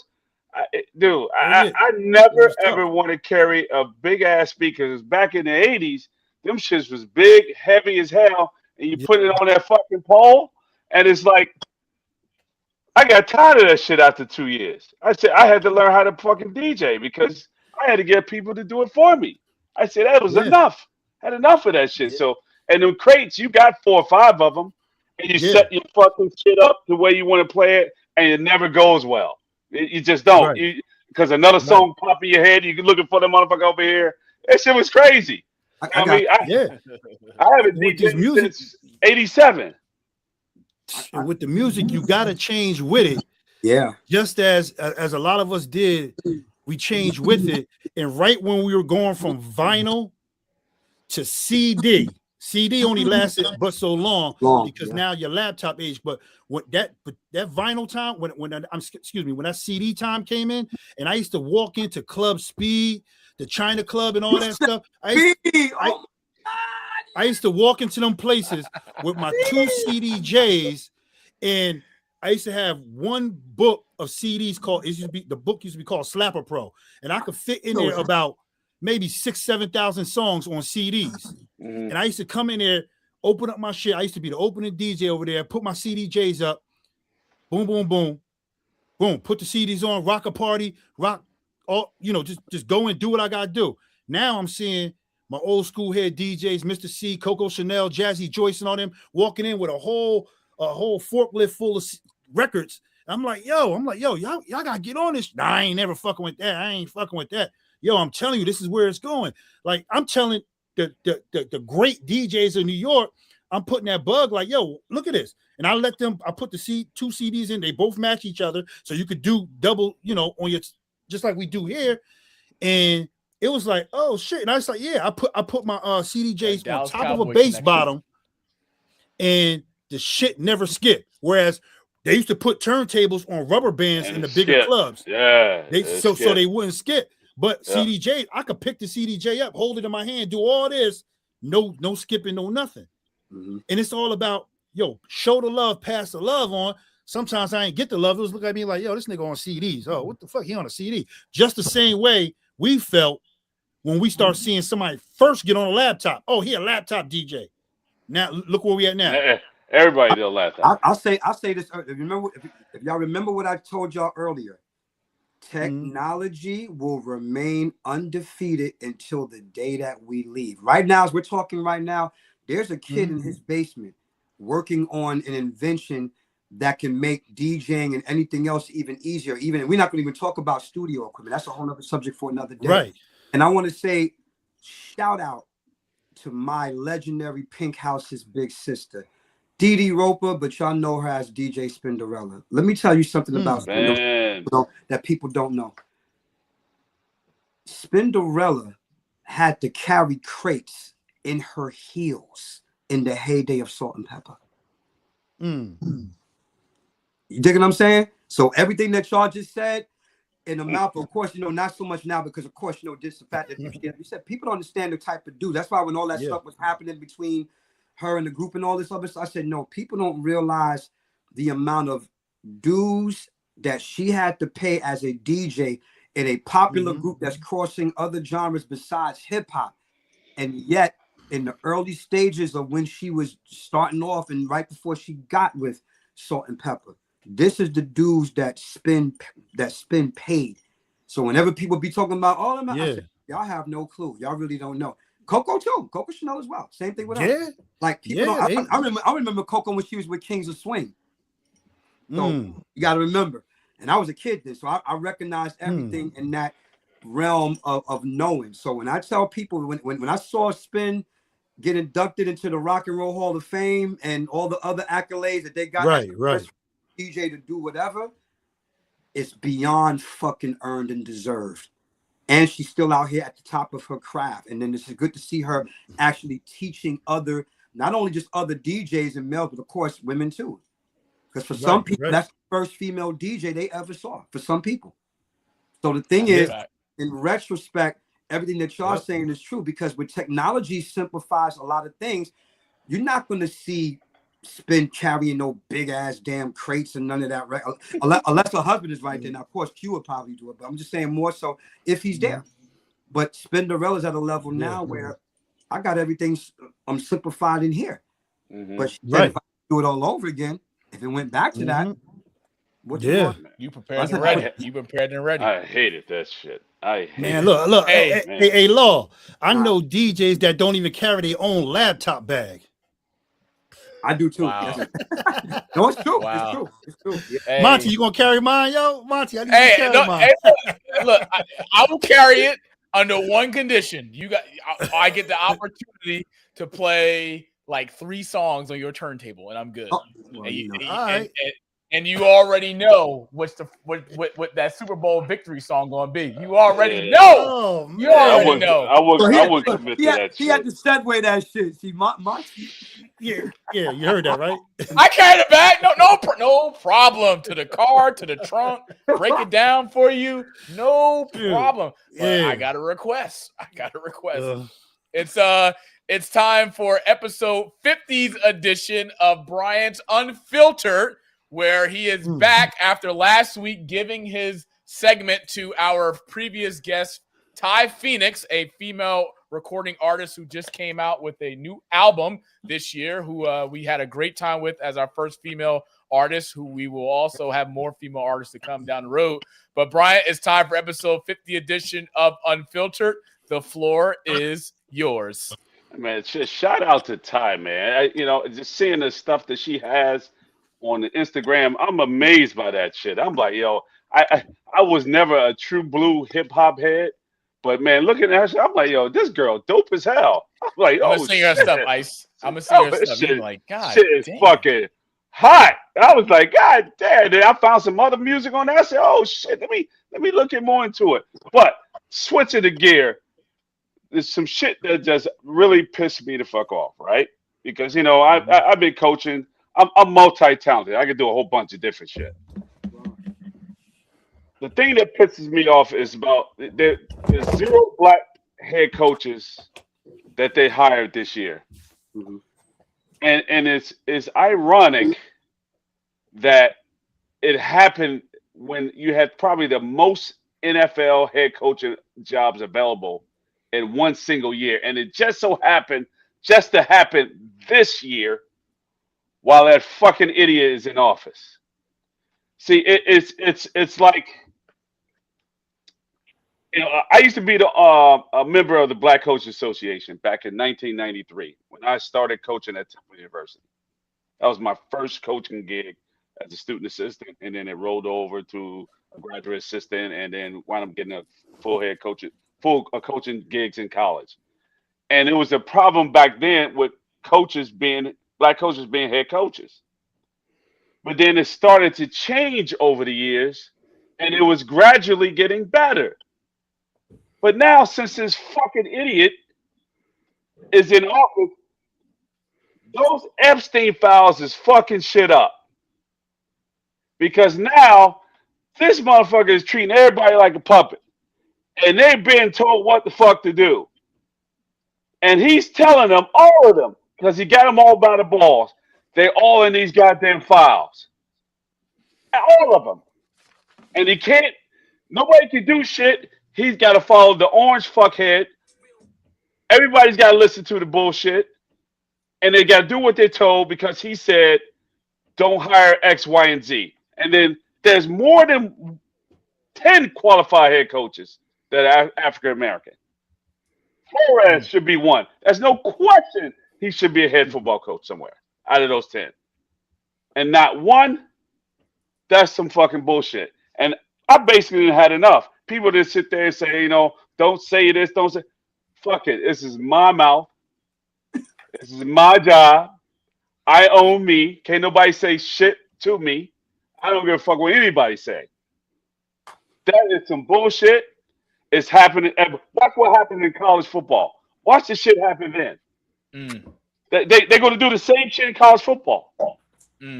It's going to slowly disappear. The only head coaches that are going to want to be in black will be at HBCUs, and they're trying to get rid of HBCUs too. If they could. Yeah. And Bryant, good point. And I'll keep it short and sweet. Previously, there were 6 NFL black head coaches. We know, as Bryant touched on, this was the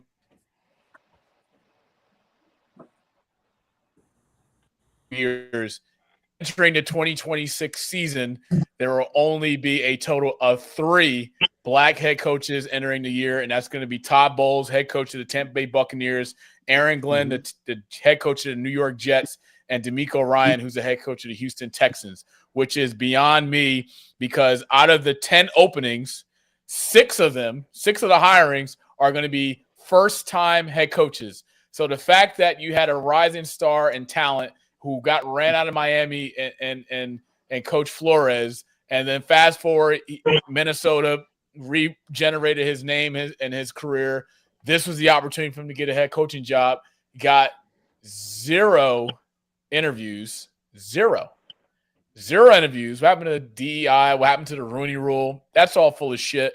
And the fact that we're now entering the season with 3 black head coaches, 6 new first-year head coaches, we're being overlooked in some form or fashion. I do not understand. And I thought Brian Flores would have been a great candidate for the Baltimore job, but I just can't figure it out. Here's the question. How many players that happen to be black that played in the NFL? The league is over 70%. That's probably now 80 now. It's 80, 75, 80, let's say 80%. But yet it's 80% black players. But yet you have 80% white coaches? They're not even fucking players. They didn't even play at that level. How the fuck? No, you're not lying. Yeah, you're right.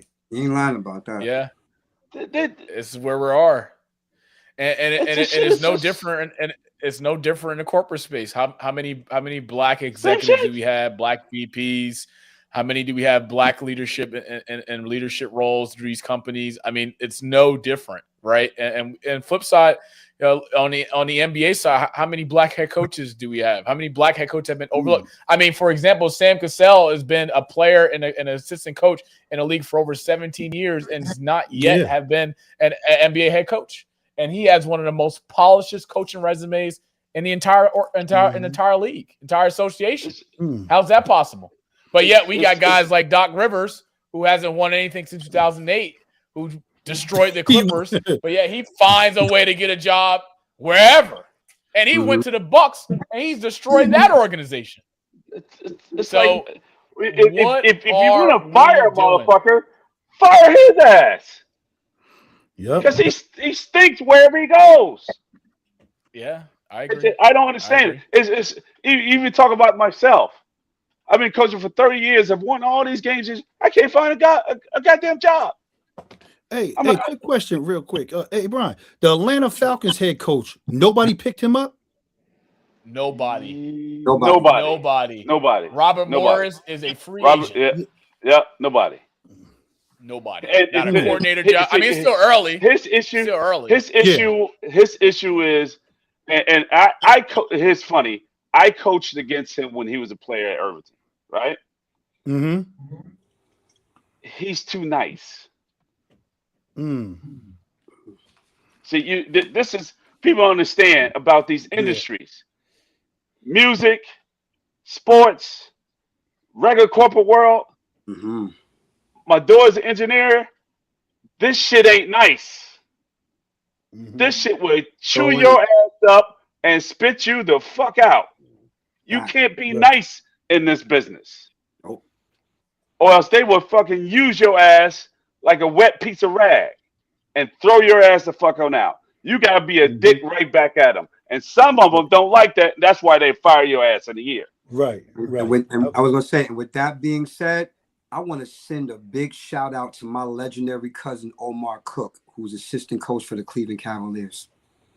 Because the level, that's my cousin. So that's, people don't understand, because seeing the amount of work, I mean, y'all know, if y'all been following sports that long, y'all know that my cousin been putting in pain and doing work, that he played overseas ball and everything like that. Him and his brother shot me. Well, it's my cousins. And the thing is, the level of the intensity of where he has, because if it's one person, when I heard that he had became the assistant coach for the class, I said, well, who better than my cousin in this position? Because, you know, the way O played ball and understanding the mechanics of the game, who better than him? Because he got it honestly playing in Brooklyn and at the Rucker and all that stuff. You know, he learned what it took to be that. So to see him in this position for the last few years of him doing this, I couldn't be a more proud of bigger cousin, man. That's so shout out to my legendary cousin again, man. Omar is amazing. Man, you guys shout out to Coach Cook, man. Hey, if the Cavs have a broadcast opening, radio, sign me up. The Cavs just traded for James Harden.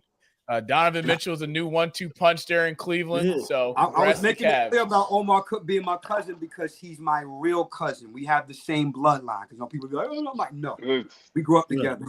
His mother and my mother grew up together. Like, that's my cousin. You know what I'm saying? So that's what people don't understand when I talk about Omar. Sometimes it's even hard to talk about, because keep in mind, because of who my family is in the industry, you know, when you move around, we wasn't telling everybody that, because you see how people act and treat you when they learn if you're related to someone or you happen to know somebody and different things like that. So they'd be like, damn, I didn't even no. When they see my brother and all them, because my brother usually travels, because he has a thing called Change the Narrative where they school, it's a basketball camp. So when he went to go see Omar, I was on tour. He's like, yo, Law, 07, what's up? I said, oh, shit. So the thing is, just in that and everything that you're saying is so true. It's not nice. You have to really be that focus. And Omar has always had that focus from the time that he started playing ball at such a young age. Like I said, him and his brother Shamit, they were very much serious about when it came to the mechanics of and the science of basketball. So to see him as a assistant coach, doing killing shit and doing the best that they can with the Cavaliers, you said it. Where did Omar play in college? Around what? You said when? Where? Oh, where? No, did he go straight? I'm trying to remember. Did he go straight? I think after he played. No, I think St. John's. If I'm not mistaken. Yeah, you know what? He played with Jarvis. Yeah. He played with Jarvis. I remember. Because I think after he left, I think he was in the Nuggets too. So by the time that he left, because remember, Omar made a decision that most guys don't usually make. If that's yes. He recognized the power of overseas basketball. And that boy, when I learned that he went, I'm like, yeah, stayed there for I think at least 11, 12 years. And then to retire as a legend, and that's, again, I couldn't be a more prouder cousin, because just seeing somebody follow through all the way on that side of the fence. Because my brother, most of my cousins, basketball is the only sport I don't play. I can shoot, but my handle is trash. But football and boxing and baseball, those are my three that I played when I was coming up in school, and of course, and we was on this. Me and my younger brother was on the same baseball team on our neighborhood. So we literally lived that. So just to see that type of focus, so to see someone from our family take it to that level, and not and not compromise, and just know what he wanted to do, it's amazing. I was sitting there saying, when Omar was a freshman and he came out after his freshman year, I was hoping that he stayed 3, because he needed that time. And that was back in early 2000s, like 2004, something like that, 2003. Right. That's right, when Randy Foy and him was playing. So I remember Omar very, very well, and he played before Mike Jarvis, the head coach over there. And I was talking. Fat Joe gave him the biggest shout out on his show. I'm like, oh shit, what? I said, Fat Joe know about my, because just to hear him say it, because anybody who know, again, sports and music go hand in hand. Right. So considering history between that, not to mention, because you remember, then you got Red Hook, then you got Marcy. Me and my brother grew up in Marcy, and my brother my brother still runs with Bleak and them. So it's a whole, again, for a story for another day. There's a whole history there. Because you got to remember, if they didn't discover rap, that's what Ty, Bleak, and especially Source Money, because Source Money actually went to college. So they nice in ball. JC too. They all can play ball. Jazzo used to play on the same squad with my Uncle Kevin, who still plays ball to this day in the 60s. Still plays. The New York Guards, boy. Live and well. Live and well. New York Guards. A lot of history. New York there, Guards. That's why we a lot of history, baby. Shit. Shout to Coach Cook, Cleveland Cavaliers, man. Congratulations on the recent trade of James Harden, pairing up with his new backcourt partner, Mr. Donovan Mitchell, as the Cavs will be now in contention to get back to the Eastern Conference playoffs, even though they got knocked out in the second round last year to the Indiana Pacers. No Tyrese Halliburton. But it's time for this week's edition, episode 550 of Rewind of the Week. I am not playing games. Sit back and relax and enjoy the ride. Let's get into it, baby. It's almost time to go home. Let's go, baby.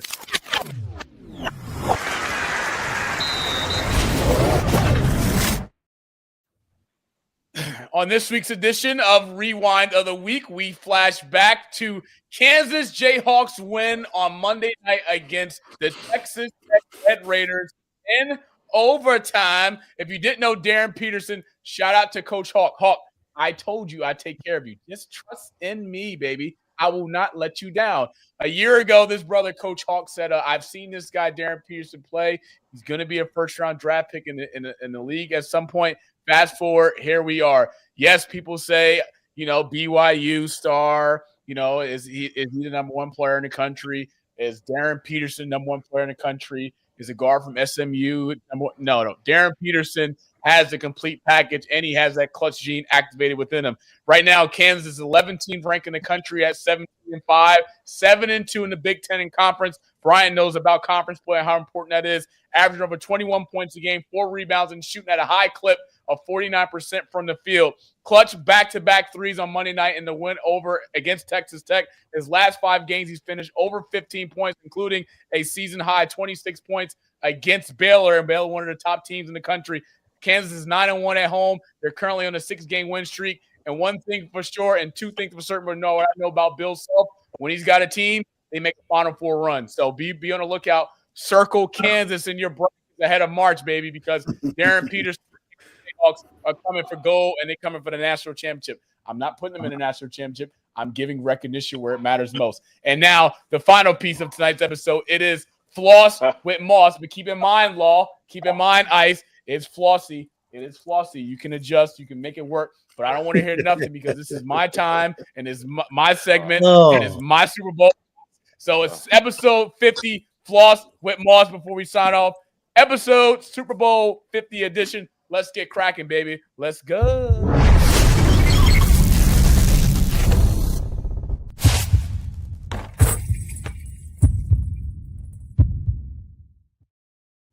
Now, listen, children, boys and girls, children of all ages. You've heard Ice. You've heard Bryant going for the Seattle Seahawks. I got my brother Law, who laid down the land of the law ahead of the Super Bowl 60 on Sunday at 6:30. Now, he's going with the New England Patriots. I cannot say I blame him. He knows right. Bryant and Ice, John, Marissa, even Fifi. She's a diehard Seattle Seahawks fan. I haven't seen her since the bodega. If you know, you know. But, hey, look, Seattle Seahawks are back since losing to the New England Patriots in the Super Bowl. We ain't going to talk about the 1-yard line. We ain't going to talk about Marshawn Lynch. We're not going to talk about Pete Carroll. We're not going to talk about Russell Wilson. We're not talking about the slant. Malcolm Butler, appreciate you. Game-winning interception. But, look, more importantly, it's time for Monty's Super Bowl 60 locks ahead of Sunday's game between the New England Patriots and the Seattle Seahawks. Straight bets, I know. Where am I going? I'm going to tell you where to go. New England Patriots money line. We're underdogs for a reason. Keep in mind, the spread hasn't moved at all since it originally came out at 4.5. I don't trust that spread with my mother's life on the line, and her birthday's tomorrow. Absolutely not. Don't touch the spread. It's dangerous. If you're going to alternate, you at your own risk. But straight bets, New England Patriots money line. Now, in terms of the parlay, give me Drake May to throw for over 200 pass yards on Super Bowl Sunday. Give me Drake May to throw for 1 touchdown. Give me Sam Darnold. Yeah, I said it. Sam Darnold to throw an interception because he's going to be seeing ghosts again against that New England Patriots defense. If you didn't know, you're going to know on Super Bowl Sunday. And, of course, give me the hottest running back in the playoffs so far, Kenneth Walker, anytime touchdown scorer. That's the straight locks. That's the Fantastic Three, the Big Three. That's Monty's 3 and the Super Bowl 60 edition of The Rewind, brought to you by who? Global Sports Entertainment 3. And if you didn't know, the dawn of a new day is here, folks. And the dawn of a new era is arising. And it's going to be the New England Patriots with a dynasty starting once again that Mike Vrabel was a part of as a coach and then as a player. And then Drake May in year 2, Super Bowl champion. And that's all I got to say about that. So thank you, folks. We love you. Appreciate you. Going around the room, let's start with Law. Episode 50. We're getting ready to sign off. Tell the people where can they find you, where they can support you, and tell them about that lovely event you got coming down the pipe on April, that Friday, the 17th, at the Cutting Room. Okay. Well, they can find me on all social media platforms. Of course, on Instagram, I have 3 Instagram pages, which is Planet 12 Law, Law Planet 12, and Planet 12 Stories. That's where I tell all the industry stories of people who I worked with in certain things. So we have that on every, of course, my Facebook.com/Lawrence Law Worrell, YouTube channel, Law Planet 12 and Planet 12 Law as always. And of course, they can find all my music on all digital streaming platforms, Spotify, Tidal, Apple, you name it. Just look for Law, *A*W, easy to find, Planet 12 Syndrome. And of course, once again, April 17th at the Cutting Room, my Prince tribute show, my critically acclaimed Prince tribute show. For those that want to see Prince done the right way with hits, B-sides, and affiliates, this is the show you want to be at. On April 17th at 8:30 at the world famous Cutting Room in New York City. Tickets are only $30. You can't lose with that. So come out and get you some. Let's get it on, baby, because I know it's in my calendar. Wheels up, Ice. We'll take one car. I don't care. We'll figure it out. Let's go see Law later. Smack down on the cutting room. Ice, I know I'll see you on Friday for Legend's birthday, and I know I'm going to see you on Sunday for Super Bowl Sunday at Signature Sports Bar. Support our Black businesses. It is Black History Month. Telling people where they can find you, as well as what's coming down the pipe and the song that you know you're going to play for me once the Patriots win the Super Bowl. Oh, man, we're going to play that LL, man, that LL Ill-Bomb. That's it. The L-Bomb, baby. The L-Bomb, baby. But we might not, that I might not play it, though. Well, yeah. Because, I already gave you my score, so you already know what it's going to be. But, yeah, you can follow me, man. Check me out on Instagram, DJ_Ice_NJ. That's where you can find me at on Instagram. And you can listen to a lot of music and mixes that I've done already on Mixcloud.com. That's Mixcloud.com/DJ Ice NJ. So you can check me out on there and everything. Facebook, I got my real name. They won't let me change it. So it's under Phillip Cox on Facebook. So, catch me here and there. I'm all over the place. Never sit in one place. Always moving around. But Friday, we down at Park 440 out on Short Hills, New Jersey. Celebrate with my man Legend his birthday. I'm gonna have Monty, Bryant come on through. And then Sunday, Super Bowl Sunday, we're gonna have a whole lot of fun. We're gonna watch that man Monty throw his hat down about 6 or 7 times. And then we're gonna send him home. And then the money. Hey Monty, if y'all do win, the money that you get from Legend, man, you might as well go ahead and get our tickets for April 17th, baby. No problem. No problem. Paying for it, man. Hey, you know how some folks, man, they be like, yo, man, I know the guy, man. Can you hook me up with tickets, man? Can you get me backstage passes, man? Sometimes you just gotta support. Yeah. The man said $30. Oh, yeah. $30. That's it. Not 130, not 130,000, not 100, not 1,300, $30. If you could spend $30 for your phone bill, for your haircut, for your girl's nails, for a night out at the bar, you're gonna spend more of that at the bar anyway. Spend your money for Law at the Cutting Room in New York, April 17th as a Friday. Mark your calendar, save the date because we're gonna be there. We're in the building. My actions will align my words. Bryant, last words before we sign our episode 50 before we close on out. April 17th. I'm gonna be in it. What day is that? Friday, Saturday? It's a Friday. Have you been paying attention? No, man. Look. All I heard was April 17th. April 17th, motherfucker.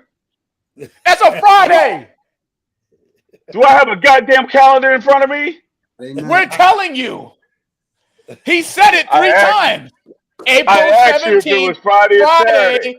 The Cutting Room. He said it 3 times. He said it April 17th and Friday. I want to make sure a 4th fucking time. Now, how about that? Turn your headphones up and pay attention. How about Turn your headphones up, pay attention. That's part of the problem now. Here it is. Here it is. That's why the Patriots getting ready to get their ass whooped because that motherfucker talked too much shit. And I swear to you, on Sunday, I'm going to rub that shit always so deep in his ass that he going to smell Trump's balls. Oh, well, folks, before we sign off, episode 50, baby. Like, subscribe to our YouTube channel at @rewind_GSC3, as well as follow us on all of our social media platforms at @rewind_GSC3. No better personnel, people that I love to have than my 2 OGs, my brothers, my mentor, DJ Ice, and of course, Law. Lay the Law down on April 17th at the Cutting Room.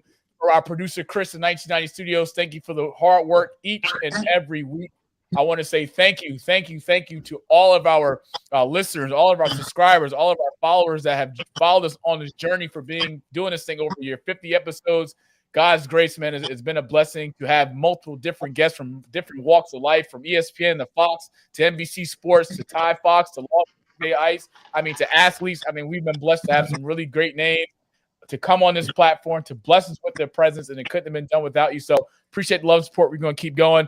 But as I always say, before we sign off, every episode, I got something I got to say to you sons of bitches out there that are picking the Seattle Seahawks to win, because fun fact, if you didn't know, every time I show this, the Patriots win. I'm undefeated, right? So be right back. I'll be right back. Be right back, right?